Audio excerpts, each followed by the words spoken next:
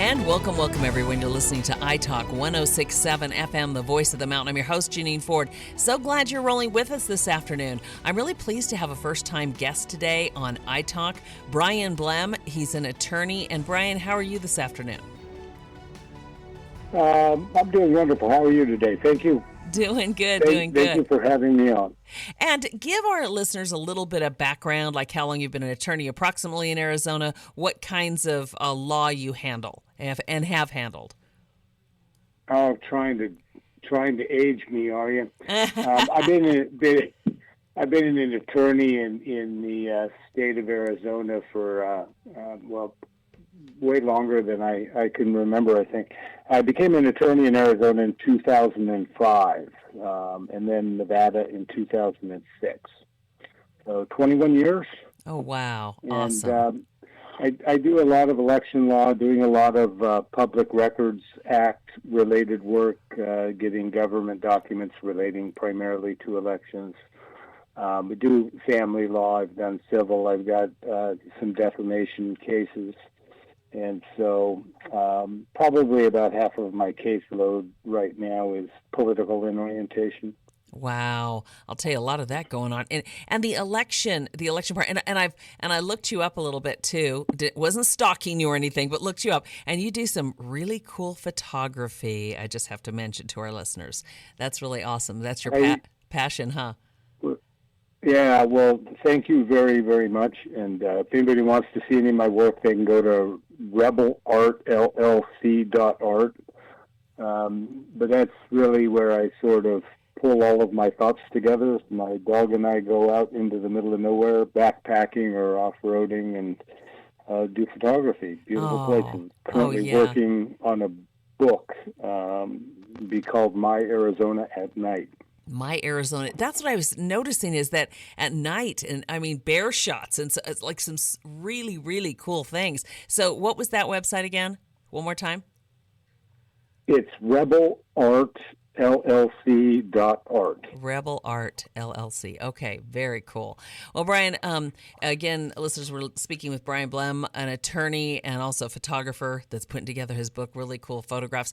And now let's get back to the law a little bit. And you mentioned you've done a lot of election law and election integrity. Of course, a lot of people are concerned about that.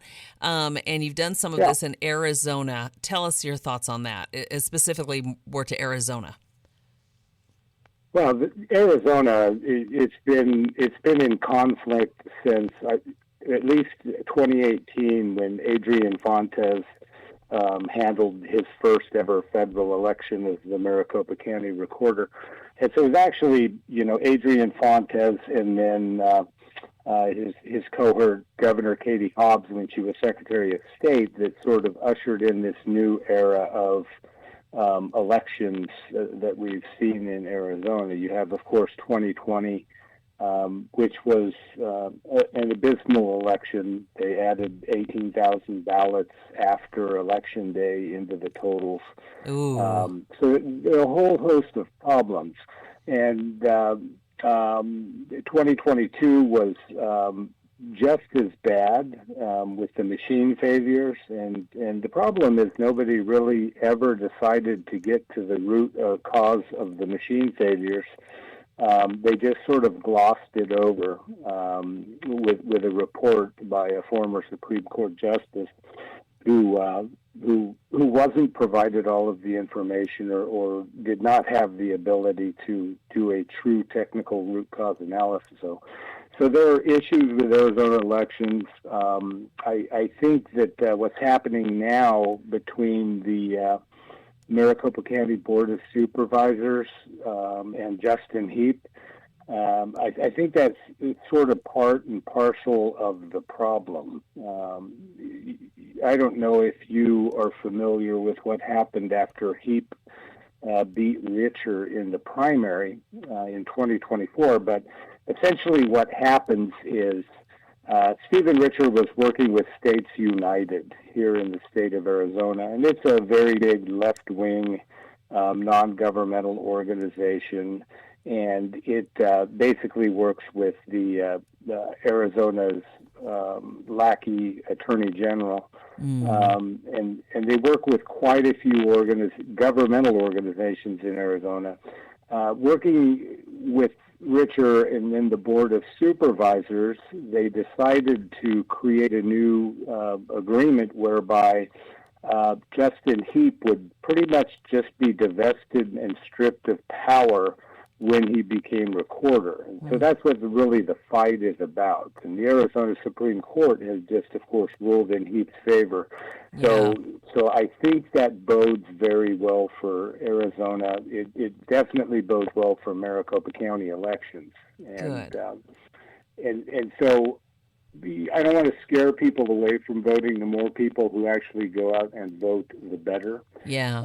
I think a lot of Republicans might be waiting longer to vote because we have more contested races on the ballot: governor, attorney general, secretary of state.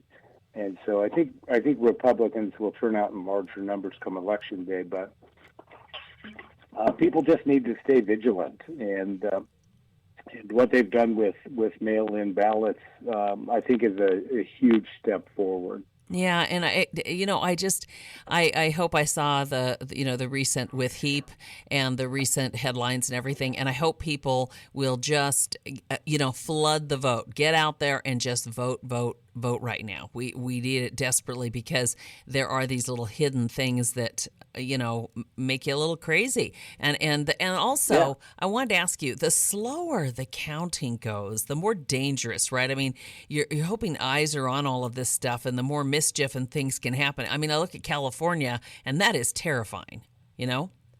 Oh yeah, California is exceptionally terrifying. But that's why they like mail-in ballots. They like mail-in ballots and no definitive election day.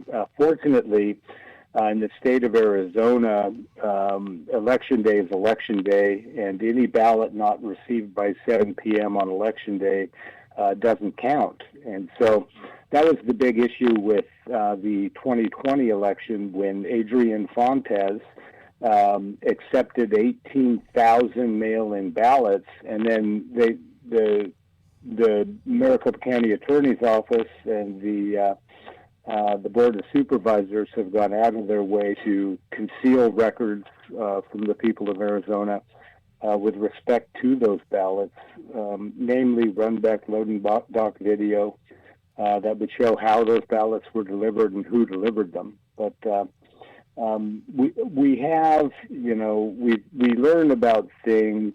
That's why We the People USA Alliance is very active in our elections, because as we learn about things, we work with politicians, we work with various people in power, and we try to implement new policies and procedures that would eliminate the ability for those bad things to happen again. And so that's happened quite a bit since beginning in 2018.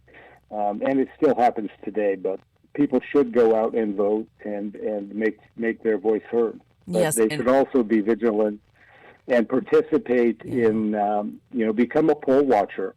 Apply to work down at Maricopa County Technical Center, where you can be actual part of the election process, and then you can help keep an eye on things. Yeah, being a poll worker is so important. And what was the name of the group that you're part of again, that people, if they want to get involved? We the People USA Alliance. We the People USA Alliance. Okay, great. Yeah. For like election integrity and those types of things. Great. That is great. And then... Yeah, we do a lot, primarily election integrity, but it's basically generically overall government. We investigate governments for corruption and things of that nature. Oh, interesting. Yeah, very good. Yeah, that's something, some of that oversight. And I think about elections, and there's like there's a little loophole there that always disturbs me. When I go to vote, sometimes I do not want to vote for that one person, right? Or it might say vote for two in this election, Corporation Commission, and I only want one of them, or I don't want to vote for that person. And like the machine kept coming up and saying, you forgot this vote, you forgot this vote, and I just refused it like 4 times and it finally left. Well then, or if I vote that way and I've lived that bubble empty, I don't understand why they can't have one line, no vote under each election thing, like no vote or no, where you bubble that in and it's a vote, it's a counted vote, but not for that person, right? So that it doesn't leave that hole open for someone to fill it in. It seems like so simple, but why they don't do that? Because it terrifies me, but I refuse to vote for this one person and I leave that bubble open. Right. That's very scary. And it's possible that somebody could get the ballot and fill in the bubble. It's not very likely. What we see in terms of election fraud, in large part, typically deal with mail-in ballots. These things are distributed through the U.S. Postal Service, which is governed by 2 large labor unions, both of which are very, very left-leaning in orientation, both of which have endorsed Democrats up and down the entire ticket. And so here we have a system of elections when we're entrusting millions and millions of ballots to a hyper-partisan labor union to deliver. And that not only counts the initial delivery to somebody's home, but nobody ever knows what happens to the ballots that are not deliverable because the Postal Service doesn't have record of them and the county recorder does not get them back. And so as a process, and I think I was really excited to see California's primary play out because you have the election, and then after the election, you keep having these floods of mail-in ballots come back that completely tip the scales, right? Right. And that's part of the problem. When you flood a system with ballots by mail, and then you have hyper-partisan organizations that are in control of those coming and going, then if you have a whole group of them and you're losing, all you have to do is, have a ballot completing party and take them down and drop them in the drop box. Right. And now, on a ballot, and I hate, but on that ballot, can they tell the Postal Service? Can they tell if it's a Republican or Democratic leaning ballot unless they open it? Well, in terms of the primary, you can tell, and I believe in Arizona. Hold on one second. I sure, no problem. Affidavit envelope that was misdirected to a residence, and I'm looking to see if it. Let's see here. Yeah. Well, just looking at it, I can't tell if it's Republican or Democrat. Right. I'm wondering how the Postal Service would do that. That's why the not having an open bubble on a election ballot, just an open bubble that you don't want to vote for that one person.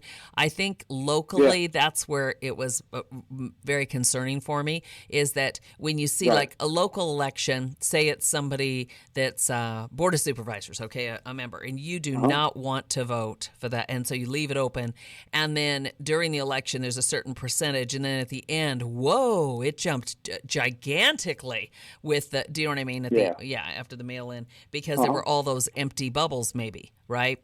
And as they're opening them, that's where I get concerned, because then you close that vote. If you have that no vote at the bottom of each thing, you close it and they can't bubble it in, Right. Yeah, but anyway, I understand. Yeah, it's a little...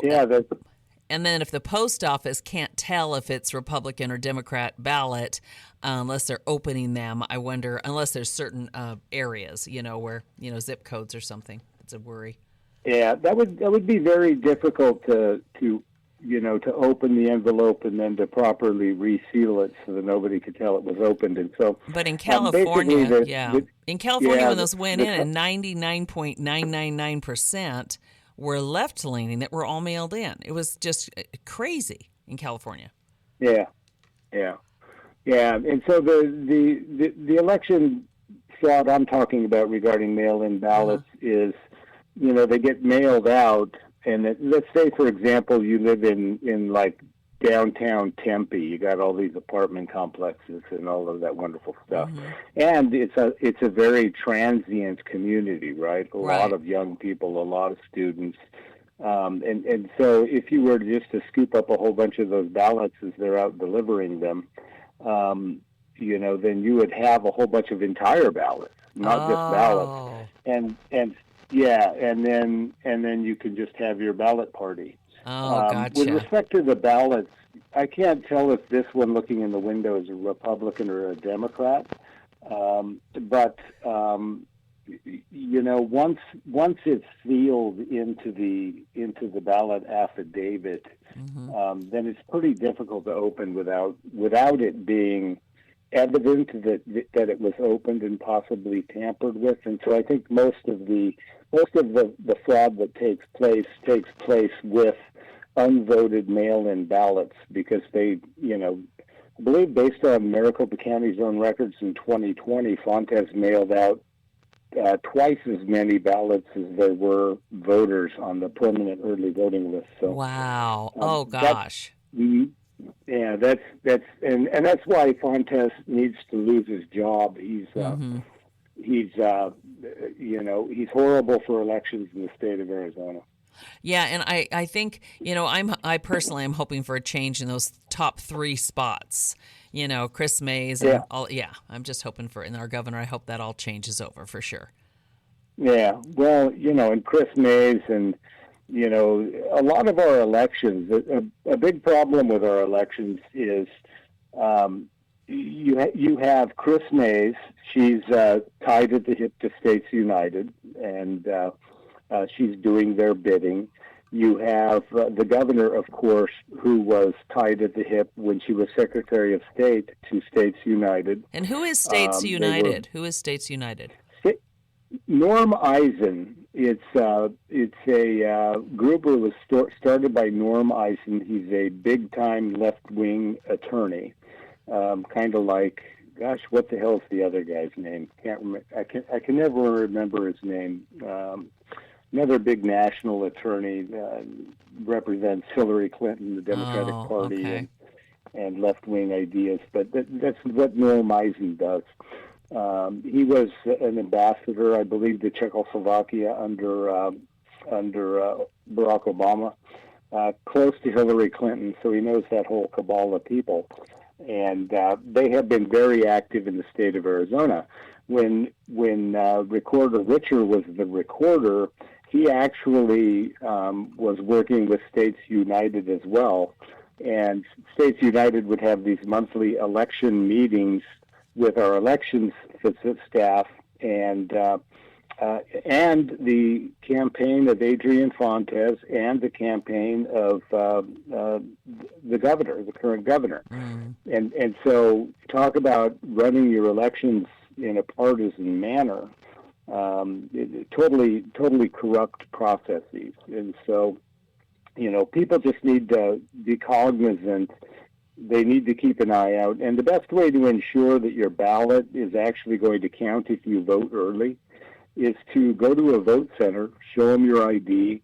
They'll give you a ballot, stuff it in an envelope, and it'll bypass signature verification because it's already been signature verified. And that eases the workload on the county recorder at the end of the day, because then they don't have to signature verify all those ballots. It reduces their workload so they can do a better job actually verifying the identities on the remaining ballot affidavit envelopes. Because there you go. All they get to identify is a signature. The best way to go. Walk in, give me your ID. Absolutely. And who would you like to see replace Chris Mays? Oh my God! or Anybody. or or uh, or The Fontes or devil. Fontes, the Yeah, devil. the devil would be better than Chris Mays. Chris Mays is a hack. She's just a political hack. Wow, You have a yeah. whole And I know bunch. she is from You the have a Corporation Commission before and all that. Yeah. Yeah, you have a whole bunch of these left-leaning attorney generals throughout the United States, and I think they're all in a competition to see who can become more like Joseph Stalin first, Oh my right? gosh. Wow, And yeah.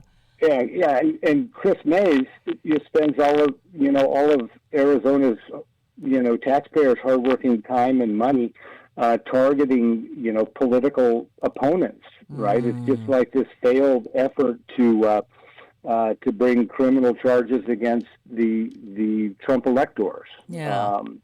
And why does she do it? And she does it because uh, it scares people, right? If you're older, you don't want to risk defending yourself against criminal charges, even if they're bogus.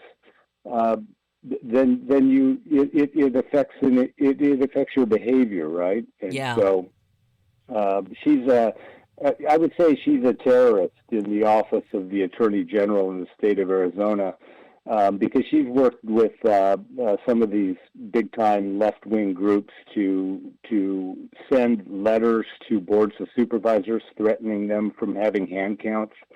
When hand counts under Arizona law are perfectly allowed, and Yeah. so Yeah. yeah, That's and crazy. and And how so about they Fontes?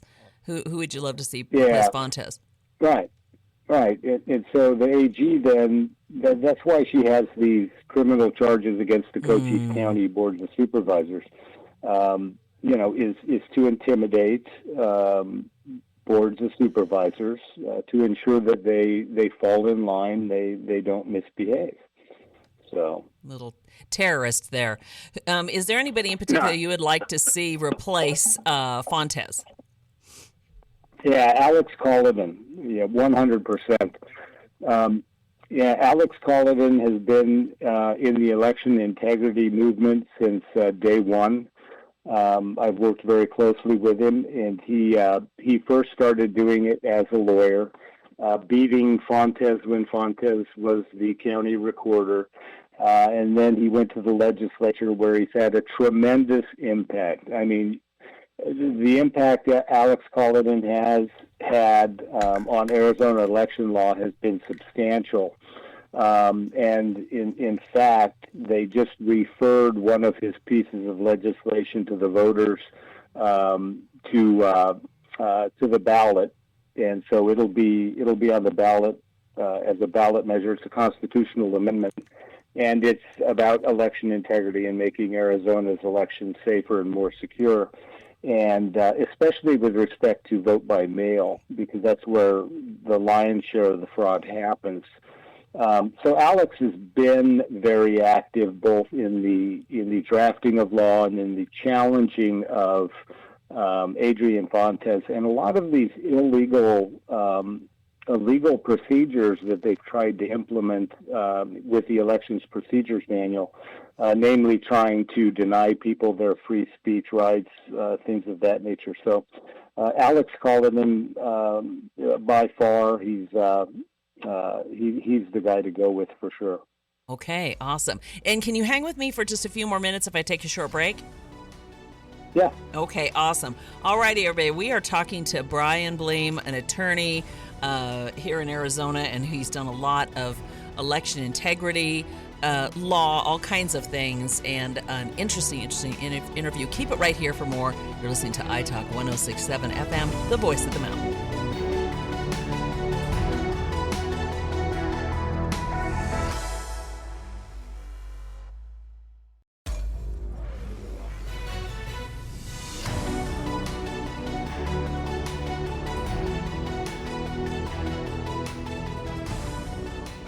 And welcome back, everyone. iTalk 106.7 FM, the voice of the mountain. We are continue our conversation now with Brian Blehm, and he's an attorney, has worked on election integrity in Arizona and all sorts of things.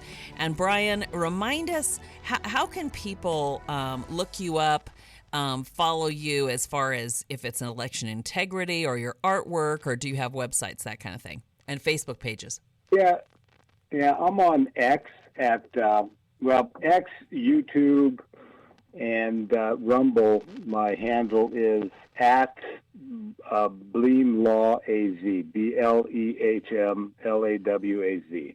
Okay. And so those are the three primary channels I use. With respect to my art, I'd already given the website, but I'm starting to move a lot of my stuff to Pinterest, and I can be found there at Rebel Art LLC, and yeah. So I can just picture you out there in the middle of the night with your, that's just, yeah. How close are you to, like on a bear shot, how close are you to that bear? I've been 10 feet. Ooh. They can get fairly close to you, but, the whole thing is, and I don't do zoo shots. I don't go do photography in zoos. I don't believe in zoos. But when they have so much salmon to eat that they're just wasting the meat of the fish, all they're eating is the salmon roe and the brains, that they really don't bother with you. Because they're full, and happy. Yeah. Yeah. I would say the spring and the fall are the problem times. The spring when they wake up and they're really hungry. Yeah. And then the fall when they're trying to beef their newborns up to handle the winter slumber. Then they want to eat more so that they can put on a lot of fat. But it's interesting. Well, I'll tell you what, your photography is incredible, and I think that also just with all the things that you're doing, your law work, and then it must be a great. I know so many of us have those, escapes, so it must be really, really fun place for you too. Now, getting back to, we were talking about election integrity here with Brian Blehm, and now I wanted to ask you too, your overview. We were talking about kind of who's in charge in Arizona right now, which really, really is concerning to me because how we're starting to lean under Katie Hobbs and Chris Mays and these people and Fontes, and you kind of wonder, what direction where we're. I mean, her get 100-year leases on state trust lands and the Green New Lie money and how she's pushing this. What are some of your thoughts on that? Well, I think the Green New Deal is just a money-making scam for a lot of Katie Hobbs supporters, the Democratic Party supporters in general. I think a lot of what they're doing with our land is really obscene, and it's been obscene for a long time. What are we going to do? Just replace all of our agricultural and grazing lands with solar farms and these big wind farms? Mm-hmm. And that's one of the problems is that they claim that it's so much more efficient and so much better for the environment. It's pretty destructive of the environment, the way I see it, and especially if you need enough energy to power larger growing cities. And that's a problem in Arizona. Fortunately, Arizona has a nuclear power plant. It probably could use another one. I would say what they should do instead of building these solar farms is build a couple of refineries. Ease up the procedures to build some refineries in Arizona. They need to do the same thing in Alaska, so that they can ease the burden of fuel costs on their own residents.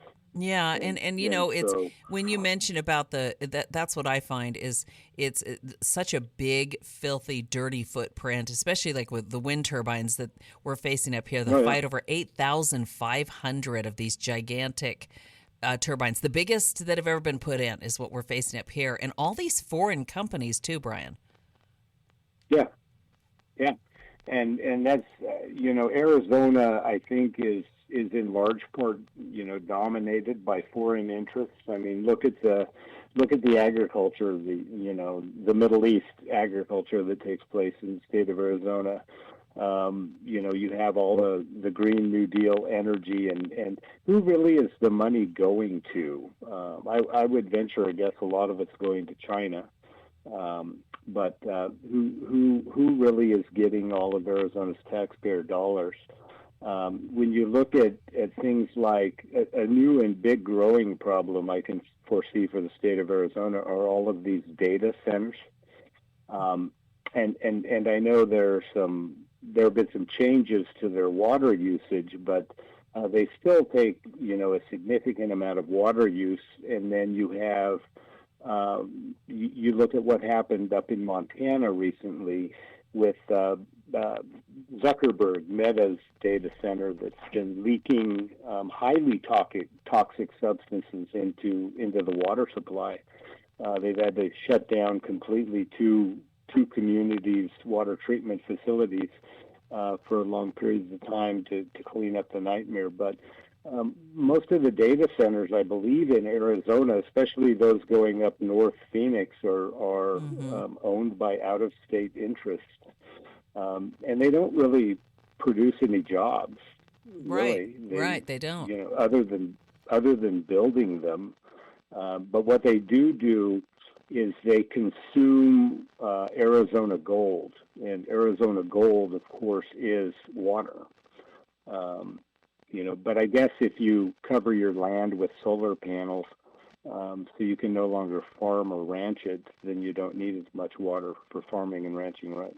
Yeah, but the only scary thing is we have the Coconino Aquifer, which is just so amazing up here and precious. And there are springs, Brian, springs that come to the surface all across, especially over in Apache County. And the terrifying thing to me is that the EPA or anyone would even consider putting those giant tumors in the ground, 5,000 tons of rusting rebar steel and 8,500 wind turbines, right? All across Navajo and Apache County over the Coconino Aquifer, and they don't remediate them. Right. And that comes to our local boards of supervisors, okay? Putting no protections in place. Cochise has put some protections in, but we have none up here, Yeah. Crazy. Well, and that's why people need to understand their government. You have, the way our system of government is structured is it tries to push as much power down to the people as possible. And so, the federal government, of course, does some things. They wage war on our behalf because we as states can't do that as effectively as independent states. But the state then subdivides into counties for a reason. And so people need to go and be active at their boards of supervisors. They need to learn who their supervisors are. And they need to really, really participate at the local level, because that's where many of the decisions are made that truly, truly impact us on a daily basis. And you are 100% right with respect to the boards of supervisors, especially up north where you're at, passing into these zoning ordinances, zoning codes that really don't protect your water supply. Yeah. That really are not protecting your food supply, or your at least ability to have a food supply. And that's part of the problem.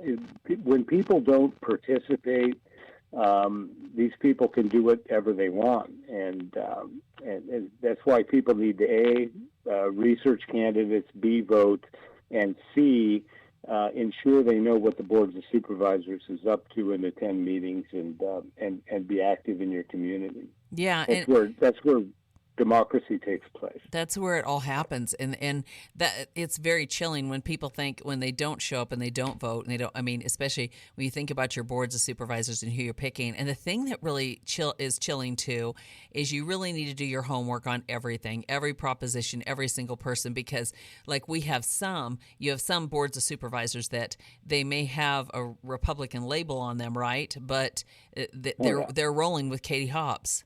it's like a no doubt. big sellout thing. Yeah. Yeah. And there are a whole host of those, and really I think there are more of them now, because I think what happened with the election of Donald Trump is he really sort of brought out the differences between or the similarities between the uniparty, right? Yeah.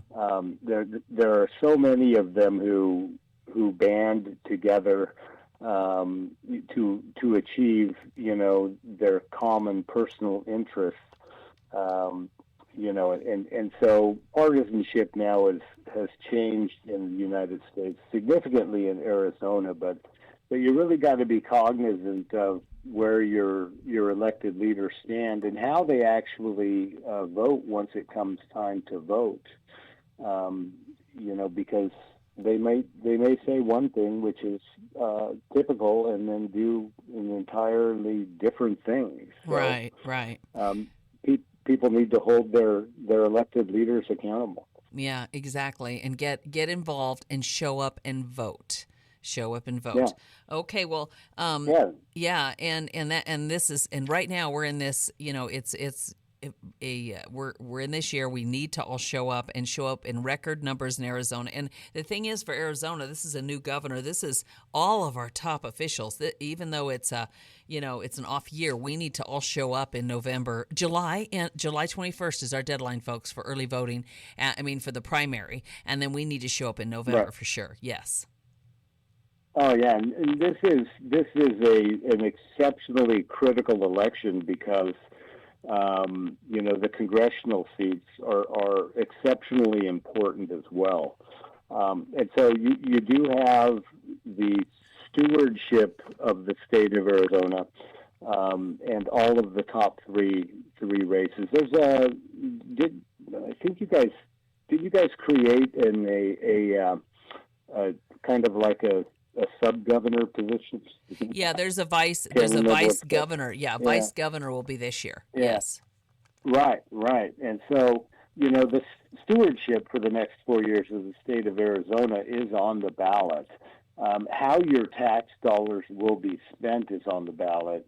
How much they're going to keep taking from you is on the ballot. All of these issues at the state, federal, and local level that people need to participate. They need to get out and vote, and that's why election integrity is so important, because we need to make sure that our elections are actually reflecting the will of the voters. So, right. Go out, participate, and make your voice heard. Exactly. So make sure you guys show up. Again, we're in the middle of the primary, and then we will go ahead and make it out there on November. Okay, Brian Blehm, thank you so much for being with us. Is there anything else you'd like to share with our listeners today? Well, I don't really have anything. If you're in Maricopa County, you need to go to your Board of Supervisors meeting, and you need to make it clear that the Board of Supervisors needs to respect what the Arizona Supreme Court has just said and stay out of Recorder Heap's business and let him do his job. There you go. Exactly. And we can all write letters and tell your relatives down in Maricopa, this great state of Maricopa. Yeah, exactly. And right. And also remind us of your websites and the places where people can find you. Primarily on Twitter at BlehmLawAZ, but that's my handle on Twitter, Rumble, and oh my gosh, what's the other one? So much social media. Yeah, I know. And Blehm again is BL EHM. BLEHM, Brian Blehm. Okay. Yep. It's at Blehm Law AZ. At Blehm Law AZ. At Blehm Law AZ. Well, great. Yep. And it's super interesting to talk to you, and check out his photography. That is incredible. And that's on a different site, right? Your bears and all your stuff. Yeah, that's RebelArtsLLC.art. Rebel Arts. Cool. cool. All right, Brian Blehm, thank you so much. Yeah. And if other things are coming up or you see some interesting stuff, be sure and give us a call. And we'd love to hear from you on iTalk. Okay, if you have any All right. information or anything Thanks cool. Yes. Yeah. Thanks for having me, and you have a wonderful day. Thank you, Brian. Brian Blehm, thank you so much. And attorney and super smart guy. All right, everybody, keep it right here. iTalk 106.7 FM, the voice of the mountain.